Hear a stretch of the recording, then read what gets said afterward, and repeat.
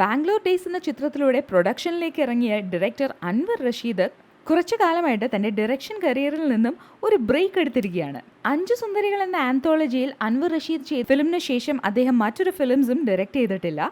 എന്തായാലും ഈ വർഷം അൻവർ റഷീദും ഫഹദ് ഫാസിലും ചേർന്ന് ഒരു ഫിലിം ചെയ്യാൻ പോവുകയാണ്. അൻവർ റഷീദും ഫഹദ് ഫാസിലും ചേർന്ന് ആദ്യം ഒരുക്കാനിരുന്ന ചിത്രത്തിൻ്റെ പേര് മണിയറയിലെ ജിന്ന് എന്നായിരുന്നു. പക്ഷെ ചില കാരണങ്ങളാൽ ആ ഫിലിം ഡ്രോപ്പ് ചെയ്യേണ്ടി വന്നു. എന്നിരുന്നാലും രണ്ടാളും ചേർന്ന് മറ്റൊരു ഫിലിം ചെയ്യാൻ പോവുകയാണ് ഈ വർഷം. ഒരുപക്ഷെ കരിയറിൽ ഒരു ലോ ഫേസ് നേരിടുന്ന ഫഹദ് ഫാസിലിന് ഈ അൻവർ റഷീദ് ഡയറക്ടോറിയൽ ഒരു ബ്രേക്ക് കൂടെ ആയിരിക്കാം. എൻ്റെ പേര് തെളിച്ചത്തോടു കൂടി കാണുന്ന ഞാൻ ജീവിതത്തിൽ ആദ്യമായിട്ട് മുന്നറിയിപ്പില്ല. ഭയങ്കര രസമാണ്. ഒന്നാമത് ഇംഗ്ലീഷ് മാത്രം അറിയുന്ന ഒരാളാണ് ദുൽഖർ. അത് ഒരു ഹാൻഡ് ഫോൺ എന്തോ പറഞ്ഞ സിനിമ അടിച്ചു മാറ്റിയ പടമൊക്കെ. പിന്നെ ഇതൊരു അധോലോക സിനിമയെന്ന്